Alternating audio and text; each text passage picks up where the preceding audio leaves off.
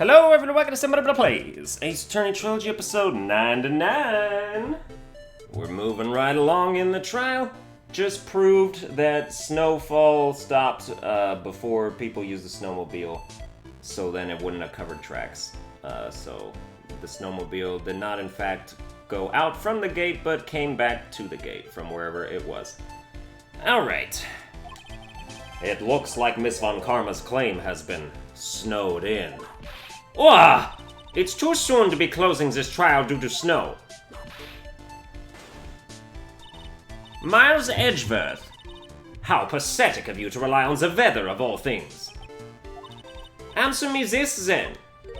When is a weather report ever correct? No. You've got it all wrong. This isn't a forecast. This is actual data. Yeah! Forecast data or weather reports have some inaccuracies. It may have still been snowing in the vicinity well past 11 p.m. It's true. We cannot be totally sure, eh? What? How did she pull that off? It had stopped snowing at Hazakura Temple when the murder took place. You need to provide conclusive evidence of this. I've come this far. There's no turning back now. Very well. I, too, cannot allow any doubt to remain concerning this testimony. Ha! You can't back down, can you? Such a perfectionist, Miles Edgeworth. Very well, then, Mr. Edgeworth. Where is your evidence that it had already stopped snowing when the victim was killed? Let's see. Crime photo. Well, first of all... yeah, like, there would have been snow on her ass and stuff. And other places, too. Just, like, that's just one of the places there would have been. I wasn't singling it out for any particular reason, just, you know. And yeah, you can even see footprints, like, in the thing. This is obviously it. Ultimately, it all comes down to one point. That being, whether or not it was snowing in that courtyard when the victim was stabbed. That's right, but proving that is... incredibly easy. Huh? If we want to know whether it was snowing or not, this photo will tell us everything. Of course, I am referring to the photo of the crime scene. As you can see, everything is covered with snow, with just one exception. And that is... the victim herself, Miss Elisa Donham. Why is there no snow on top of her? The answer is simple. It had stopped snowing when she was killed, that's why. In other words, if the killer really did go to the Eagle River to dispose of the murder weapon, then in this photograph there should be two sets of tracks. Order. Just what are you... Just what are you suggesting, Miles Edgeworth? To be honest, I'm not entirely sure myself, but... this is simply what all of the facts point to. That night, someone used the snowmobile to leave Hazakura Temple. From the tracks left, it can be understood that they were heading for Dusky Bridge. At that time, it was still snowing. Of course it was, because those tracks were erased by the snow. Then when this person returned to Hazakura Temple, the snow had stopped. Thus, the return tracks remained.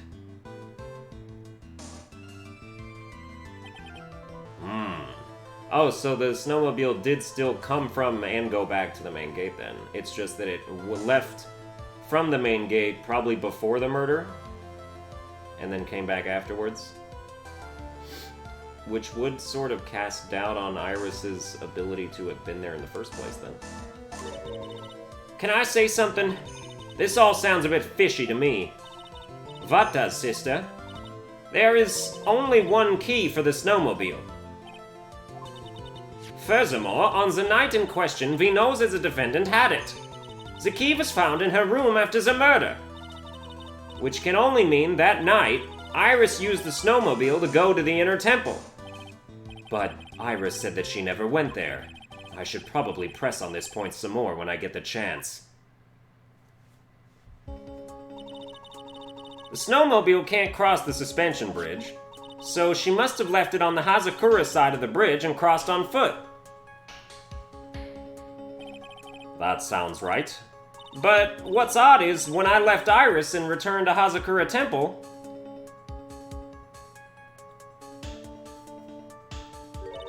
I didn't see anything near Dusky Bridge.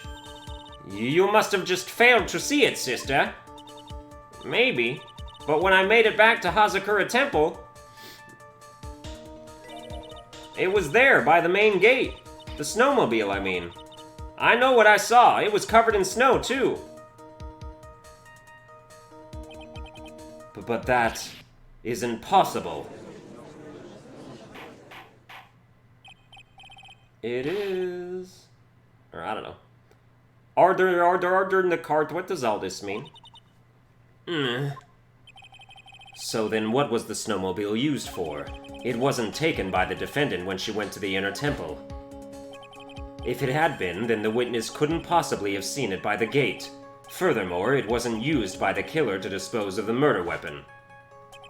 If that was the case, there should be 2 sets of tracks in this photo. All we know is this. After it stopped snowing, someone used the snowmobile to return to Hazakura Temple. I never thought a simple snowmobile could cause so much trouble.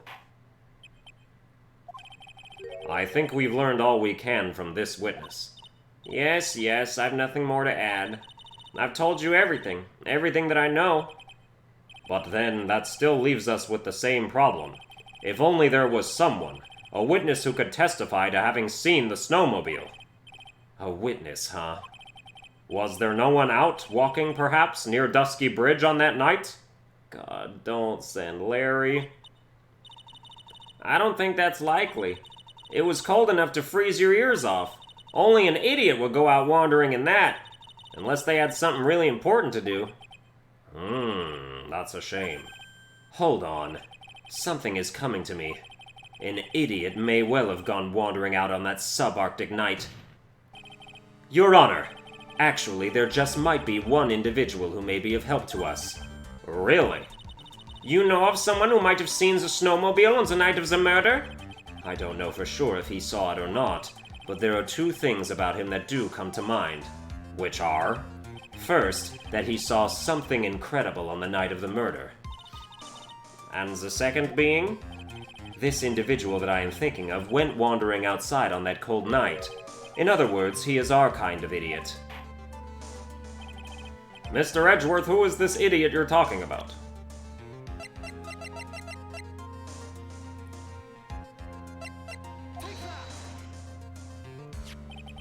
This guy must be a product of Jean-Luc Deladuc's Guide to Obnoxious French Painting. This is Larry Butts, a disciple of the victim, Elisa Donim. Her student? Interesting. And why was he wandering about outside on the night of the murder? That's...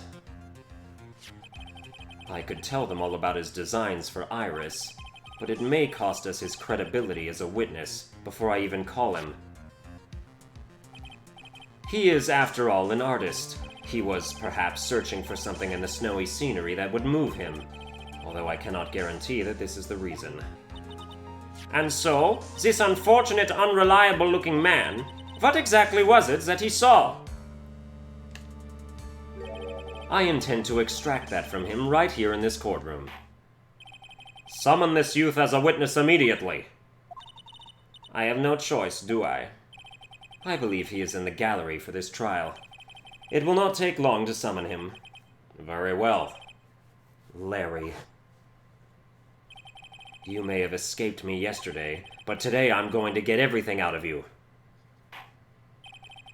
The court will now adjourn for a 20-minute break. Miss Von Karma, please see to preparing the next witness. Understood, Your Honor. Good. Well then, court is now in recess. Court is now in recess! Recess! Recess! Sorry, just enjoying my freedom for a little bit here. I can shout recess and nobody cares! And nobody's gonna come in here Be like, oh, can I watch you play? No, get out of here. Nobody likes you.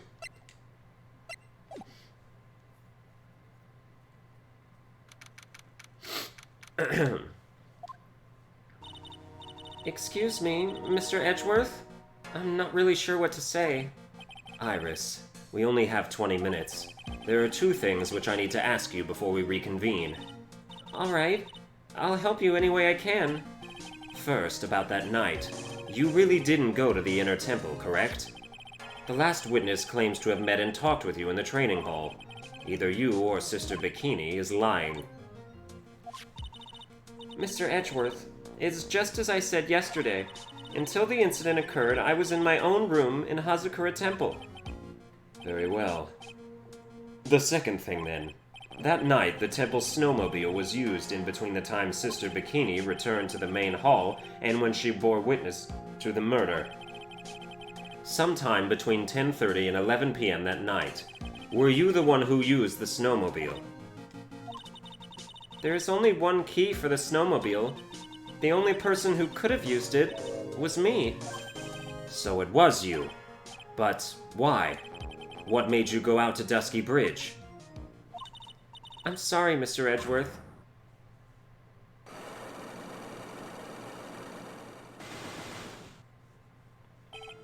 Iris, I can't tell you about that yet. Yet? Not until her safety is confirmed. Her? The safety of the Acolyte. The Acolyte, huh? She must be talking about Maya.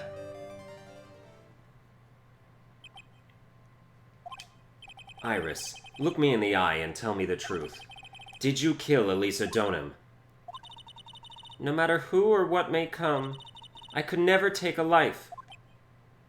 I mean, you've done it like twice, or 3 times already, so you know. As I thought. No psycholocks.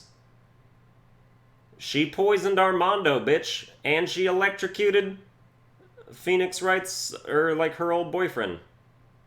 That's 2 people. Very well. It is my job to get to the truth. You'll discover this for yourself soon enough.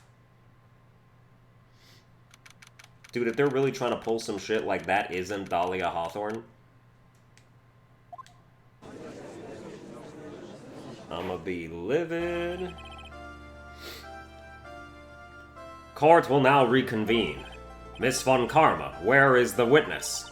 During the break, a man was detained for suspicious behavior in the gallery.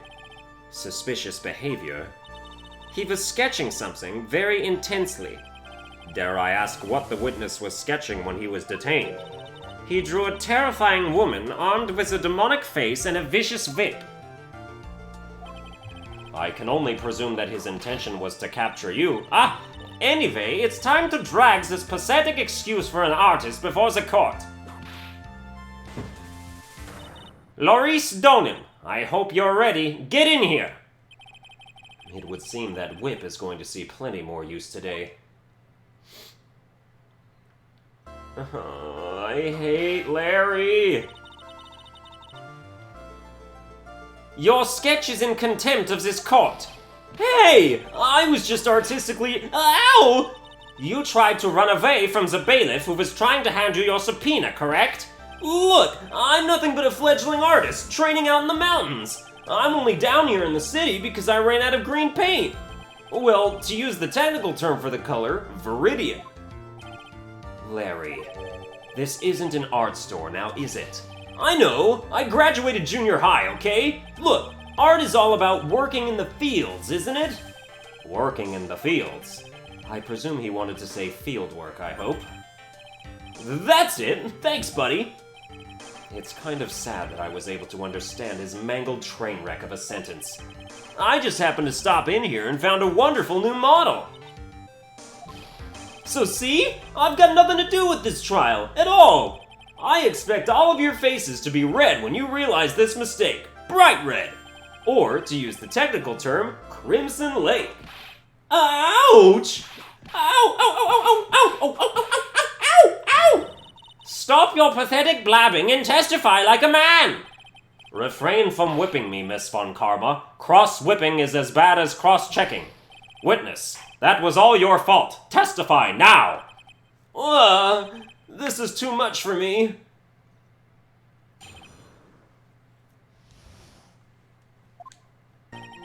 I was at that lodge out in the mountains, looking up at the stars that night. I walked to the bridge a number of times, but I didn't see a snowmobile. I didn't see anyone at the bridge that night either. The girl I was waiting for didn't show up. My teacher died on me. I'm all alone now.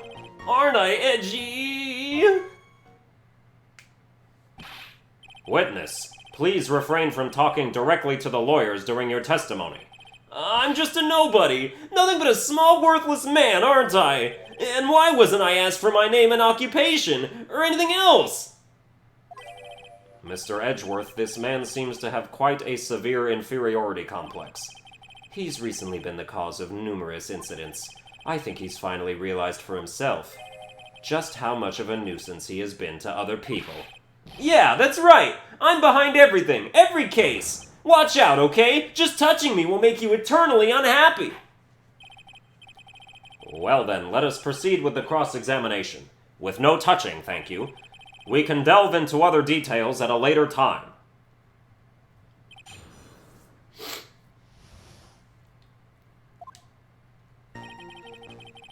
I was at that lodge out in the mountains looking up the stars that night. We should press this to confirm that he is talking about the heavenly, whatever it was, heavenly hall. Whatever is the matter, Mr. Edgeworth? This one single statement is so full of contradictions. For a moment there, I thought I was going to collapse. So, witness? Any ideas to where these contradictions in your testimony lie? Depending on your answer, I may stay my whip. Okay, give me a minute. Well, it was snowing that night, so I couldn't possibly have seen the stars. That rundown shack is hardly a lodge, is it? And even if the stars could be seen, it isn't like I was there to look at them, right? See, you can do it if you try.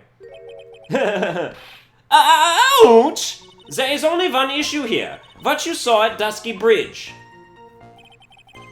I walked to the bridge a number of times. A number of times? How many?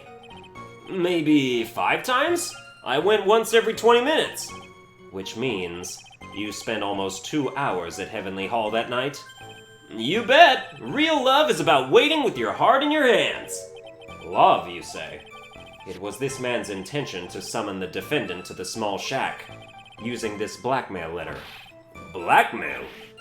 No. That was simply a product of overflowing love. You huffy-puffy, loosey-goosey excuse for a whimpering, whining voice of a witness! So, what did you see? I hope for your sake you saw a snowmobile. You huffy-puffy, loosey-goosey excuse for a whimpering, whining wuss of a witness, eh? Well, you see... being called those names doesn't seem to bother him at all. You didn't see a snowmobile, huh? That's impossible! Don't know why yet, though. Or don't know how yet, though. Larry, you really didn't see it? Hey! No need to hit your desk, I can hear you! I didn't see it! I didn't see a snowmobile! Larry, say snowmobile for me, please. Snowmobile. If you truly have nothing to hide, then why are you stammering like you just flew over a cuckoo's nest? Shut up! What is this? I don't know. Don't ask me. It seems that I'll need to start from a more obvious contradiction.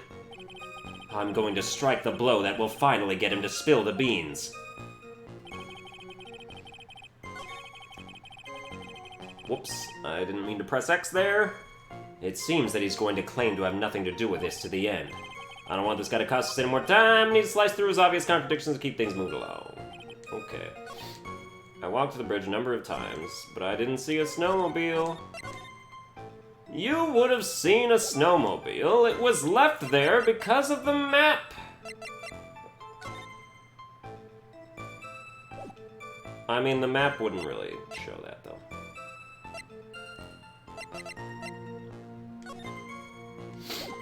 And that's the only picture of the snowmobile. I knew it, but I just wanted to check.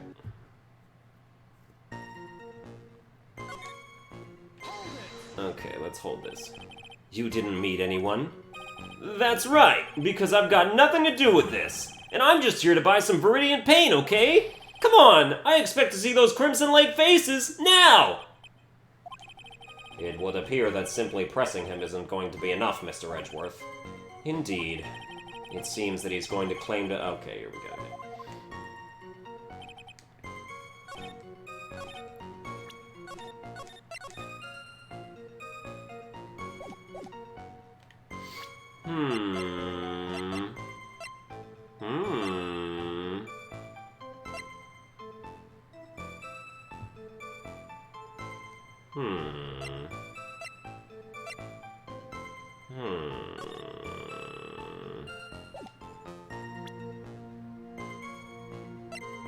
Hey, wait a second. Yo, where's the purple thing on this staff? Somebody stole it. Hot damn. Just noticed that.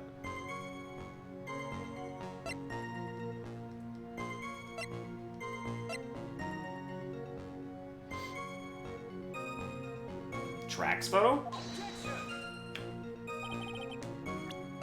No, okay.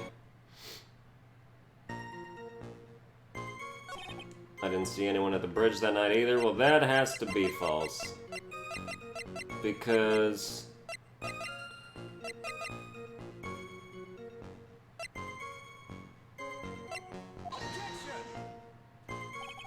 Okay, so you did not meet with her. I walked to the bridge a number of times. You didn't see a snowmobile? That's impossible! Absolutely impossible!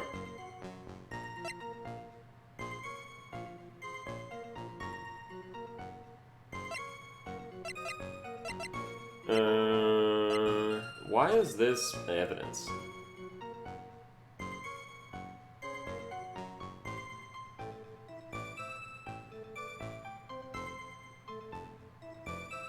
That's a big little ball on her chest there. I don't believe that she has that in other things. Oh yeah, okay, the hood does. Alright. Never mind.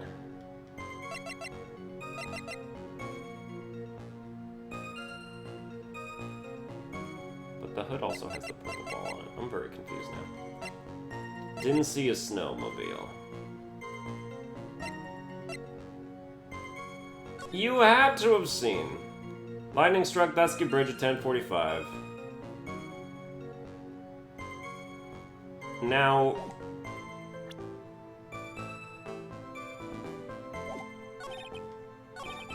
I was at the lodge.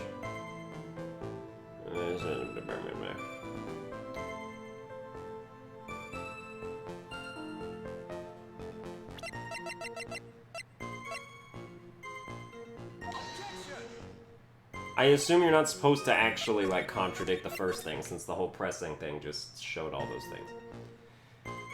How could you not have seen a snowmobile? When you look at the tracks photo. Oh! How could you not see anyone at the bridge? When you look at the tracks photo. Impossible. This is really pissing me off now. So upset. So angry. The map doesn't prove this either. I am 100% flabbergasted right now. Flustered as fuck, bro. Damn. This is bullshit. Fuck you, Larry.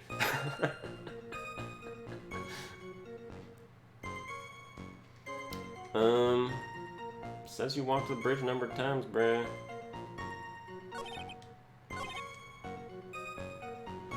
I don't know. I don't get it.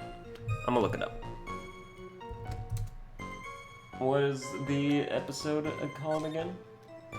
Episode 5. Bridge to the Turnabout. Bridge to the turnabout.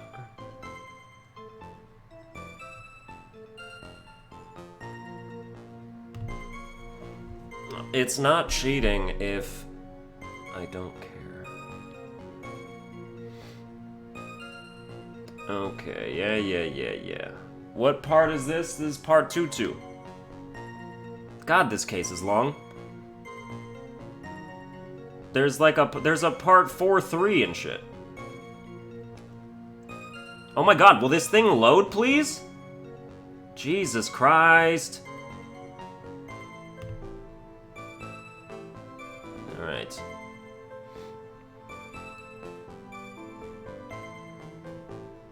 Alright, this is a very easy one. Oh, really?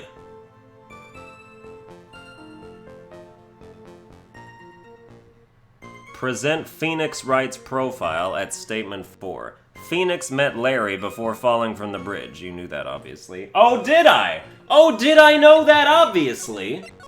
Even the strategy guide's trying to be a condescending little asshole right now?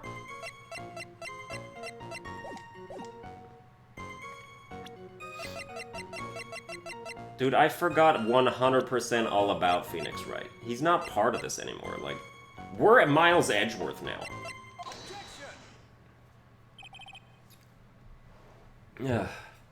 Larry Butts, I can understand why you might want to throw your old life away. You're pretty pathetic and you cause all sorts of trouble. I'm sorry. But, having realized just how much of a nuisance you have been, that could be considered a step in the right direction. Edgy, are you trying to console me? It certainly doesn't sound that way to me. However, I cannot forgive you for simply turning away from the incidents you create. You're totally pinning this on me. Now then, let us talk about the night of the murder. Sister Bikini, after seeing the murder take place, asked Phoenix Wright to report it. Thus, he headed for the public phone by the bridge. There, he happened across a certain nefarious individual. You, Larry Butts. That's right, me in the flesh. Listen carefully, witness. It doesn't matter if you change your name. So long as you remain pretty pathetic, you will continue to cause these incidents. That reality will not change. But what do you want me to do then?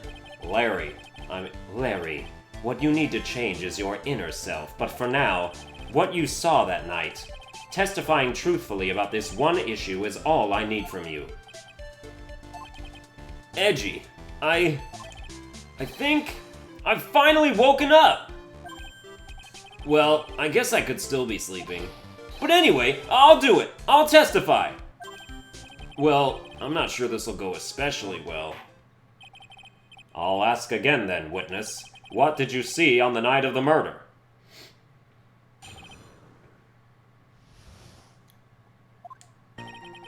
I went to the shack at around 9, so it would have been about 10:30 p.m. I was lying under my bedding when a white flash almost blinded me. I looked out the window, and Dusky Bridge was on fire. There was still some thunder, but I went right away to check it out. That's when I ran into Nick. You certainly saw quite a lot, didn't you? So, what happened to the bridge after it caught on fire? It was like me after a 3-day stint chasing a girl. It totally burned out, like almost totally gone. I mean, trying to cross the burning remains was what caused Nick to fall. What did you say? Oh, don't worry, it's nothing life-threatening. He just caught a cold. I never know with that man if he should be called lucky or unlucky. Now, Mr. Edgeworth, please commence your cross-examination.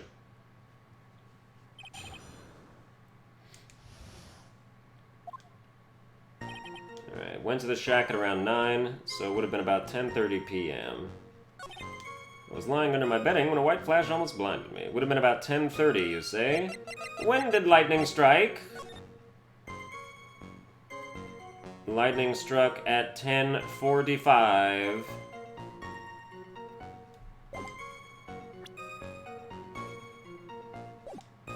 Okay. Looked out the window, Dusky Bridge was on fire. There was still some thunder, but I went right away to check it out. That's when I ran into Nick.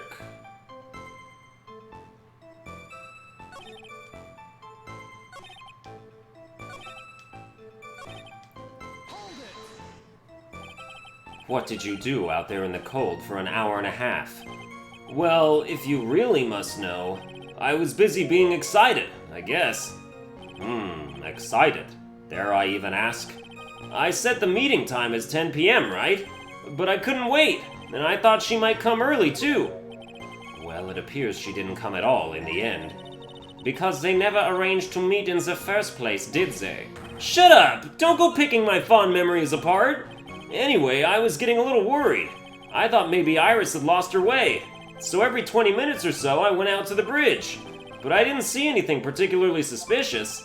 I didn't have anything else to do, so I went back to the shack to wait for her. This light was, of course, lightning. Like, kerpow! Like a slap from Naomi, honestly. A big bada boom. Ah! Or a little like that. Well, that's more like a punch from Miranda.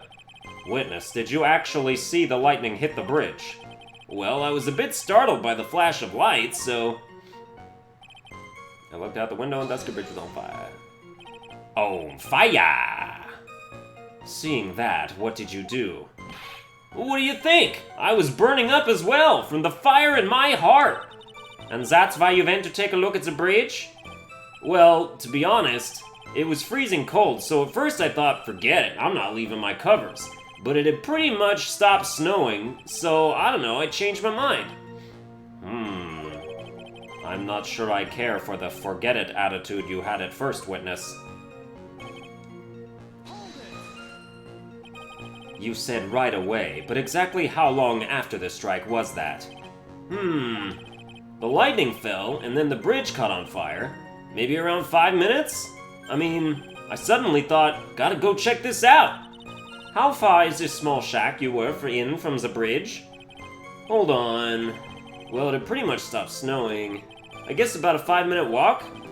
And how did Dusky Bridge look when you got there? Like I had recovered a piece of my childhood. I mean, not even the bonfires kids make during school camping trips can compare.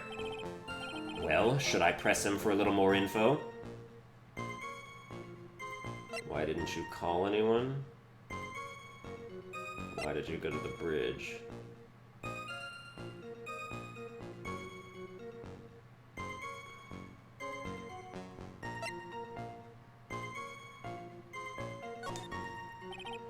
Larry, let me ask you one thing. What is it, Edgy? What's with the serious face? Why didn't you call anyone? Huh? What do you mean? Normally, when faced with a towering inferno, one would try and tell someone. There is a public phone right by Dusky Bridge, correct? Well, of course I thought of doing that. So then, let's hear why you didn't. Huh? Yeah, okay, a reason. My reason... It isn't that I didn't try to tell anyone. I just didn't have time to, okay? I arrived at the bridge and Nick showed up less than a minute later.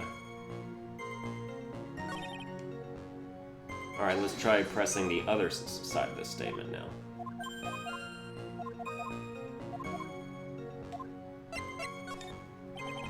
So you suddenly thought to check out the bridge? Does this mean that you initially had no intention of doing so? Well, yeah, I guess it does. It was really cold. I didn't really want to go out there. If that's the case, why did you change your mind? Yeah, I would like to hear your reasoning. In which case, please give testimony to that effect, witness. My reasoning? Okay, reasoning is it? I thought I'd never get another chance to see something so big burning. Okay, well that's terrible, and has nothing to do with anything.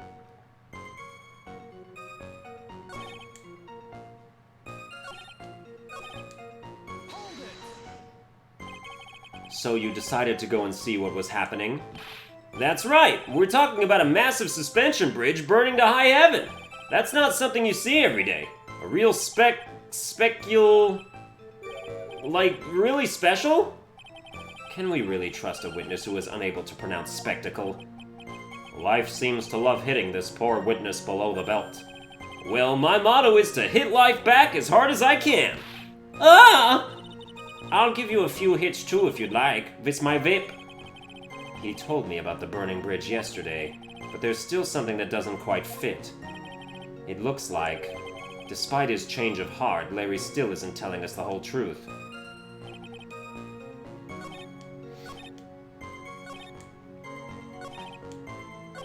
Okay, so we have to press this other thing again.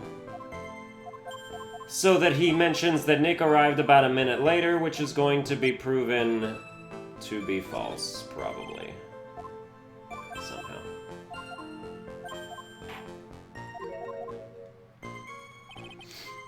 I arrived at the bridge, and Nick showed up less than a minute later. That's false. Because he says he saw the lightning, and then basically 10 minutes till he got there. Whereas it's a much longer walk for Phoenix to have gotten there. I'm gonna say the map. What? What are you talking about? That's impossible based on the timeline. Weather data. There we go. That works. Your very existence being a contradiction, I'm not sure if you can grasp this or not.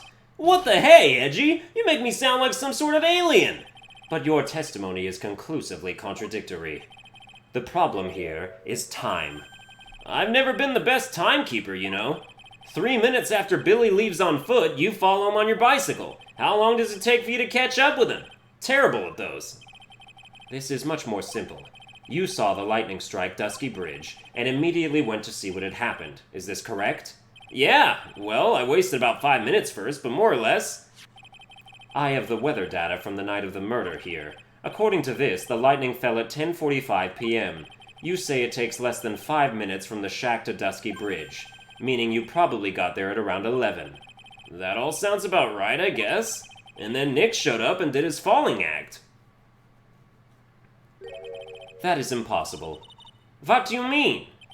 11 p.m. is when the murder occurred in Hazakura Temple. Thus, Wright was still there in the courtyard. There is no way that Larry could have encountered him at Dusky Bridge at that time. Excuse me, I have an objection. You do? Edgy, how many times do I have to say this? I'm not Larry, I'm Laurice Donham. It has not been proven that the murder occurred at 11 p.m. The sister only said around 11, in which case it could have been earlier than that. Watch your footing there, Miss Franziska von Karma. The slope ahead is slippery, for there is still no way that Wright could have been at Dusky Bridge at 11 p.m. And why not? It is clearly written here in the weather data report. It took around 30 minutes for the bridge to burn out. Therefore, the bridge must have been burning until at least 11:15. Which means what exactly? Wright did not see the bridge while it was being consumed by the flames that night. In fact, he did not arrive on the scene until after the flames had died down. Larry! You arrived at the bridge at 11 p.m., but Wright did not make it there until at least 11:15. I suggest you stop hiding things and just tell us the whole truth. Now then, what happened during these missing 15 minutes? I feel like I just got brutally woken up by toilet splashback. I guess I was still sleeping after all. Order! So there was a missing 15 minutes prior to meeting Phoenix Wright. I hardly see that as much of a problem. Yeah, not much of a problem at all. Really? The bridge is burning before your eyes and there is a phone right next to it. Why, then, did you not report the accident? Yes, witness, why didn't you? Were you there simply to watch the bridge burn? And therein lies the problem, for even after the bridge had burnt out, he was still there. Staring into space, this witness didn't even attempt to fulfill his civic duty. That's what it sounds like. Ah, but this is Larry we are talking about, and even he is incapable of being so stupid. Which means there has to be a reason for his inaction. Edgy. I think it's about time I got serious with you, dude. Just as I thought, you've been playing with us all this time. Listen, I'm going to tell you everything. Are you sure you want to hear it all? Yes. I may really say it this time. Everything. Gah! Then say it! Very well. I have a terribly bad feeling about this, however. Let's have the witness finally give us the whole truth. Now, for this 15-minute gap, what were you doing, witness?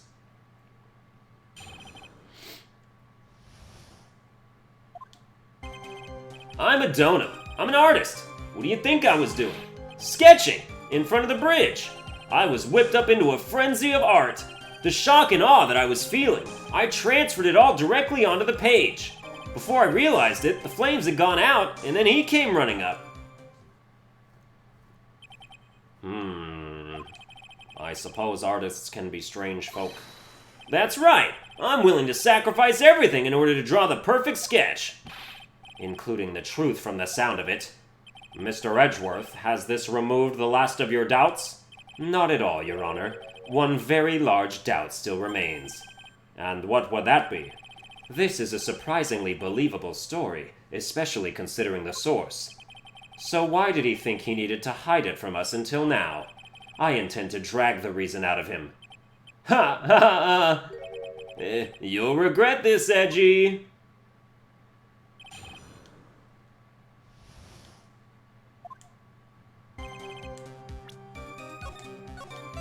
Alright, let's see here.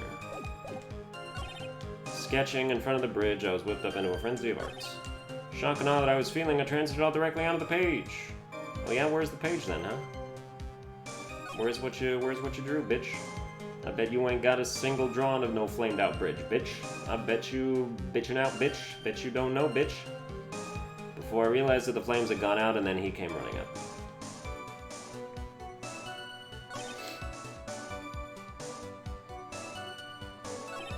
I guess we should just press everything again. Tell us, Larry. My name is Larice, get it right! Mistakes like that are what keep you from being popular with the ladies like I am. Just who exactly are you? I'm Larice Donham, apprentice extraordinaire. That's what he calls himself in any case. Then you are an artist? Of course! I'm an artist, the real thing! Yet again, that's what he calls himself. Names mean nothing. There's only one issue I care to discuss. What were you doing? That is a very big issue indeed. Sketching the burning bridge? The burning bridge and everything that came with it! What came with it? You want to hear this from my lips, do you, Edgy? Oh my god, I hate when people say lips. It's so disgusting. You'll regret this. That sketch of mine is... Gah! Enough! Just take that ridiculous sketch of yours out already, witness. What are you talking about? I don't know what you mean. That does indeed appear to be the fastest solution. I'll leave it to you, Mr. Edgeworth. What should I do? I've got a terrible feeling that the instant this sketch is revealed, the entire world may be changed by what is depicted there. Well, I gotta look at the sketch anyway. Larry, I wonder if you could show us your sketch, please? Well, well. Even I couldn't have imagined it'd turn out like this. Imagined what? That Larice Donham's debut would take place here, today, like this. Ouch! Show it! Now! Okay, but steel yourselves. This is the world of Larice Donham. Is some bitch flying over the bridge?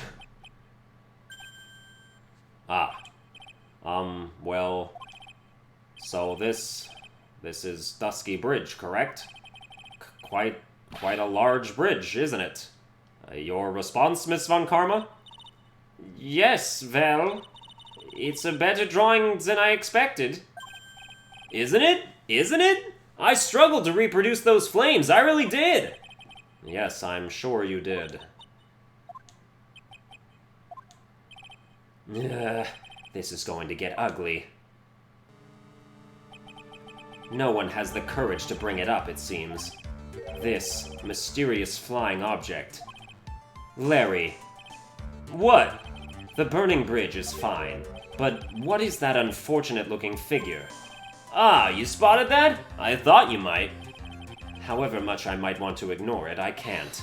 It's Iris, of course! Iris! I wish she'd take better care of herself. We have to plan for our future, you know? What would have happened to her if she had injured herself flying like that?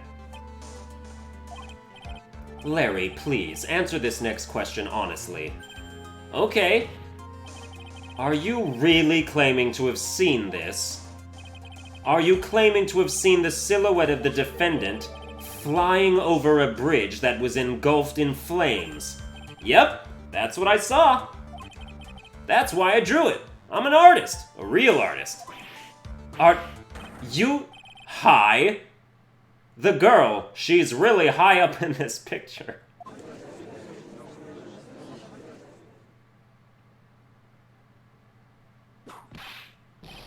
What was that for? This is all a bad dream. I was hitting you on the cheek to test that theory.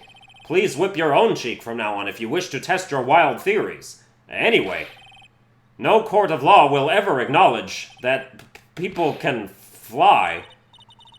Actually, there is some precedent for this. She was flying pretty high, my sweet Iris. She was about 30 feet above the bridge, at least. It was really something to see.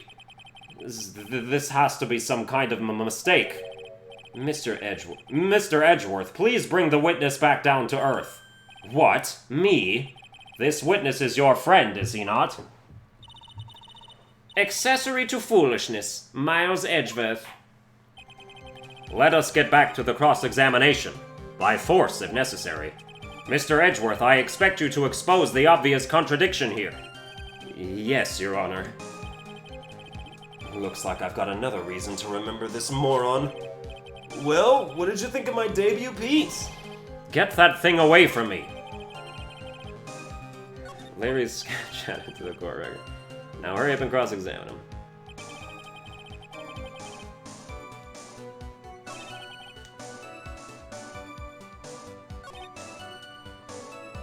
Her white hood fluttering. Haha, she was not wearing a hood.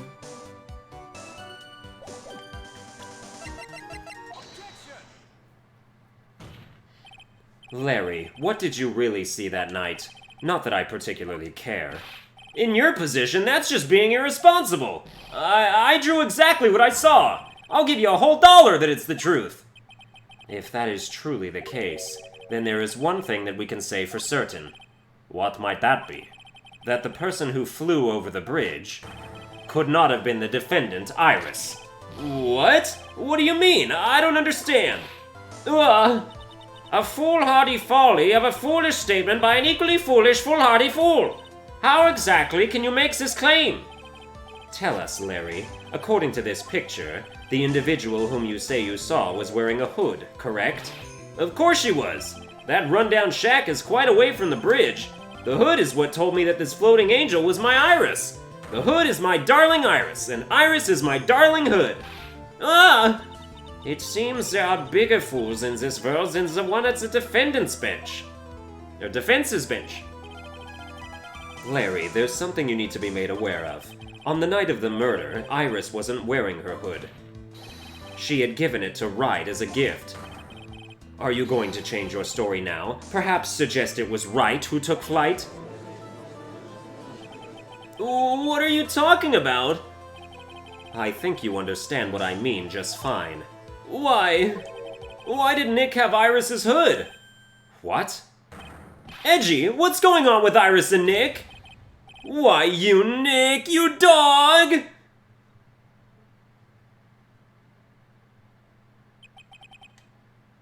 Alright, that's gonna do it for this episode. I hope you enjoyed it. If you did, you can like, share, and subscribe, and I'll see you guys next time.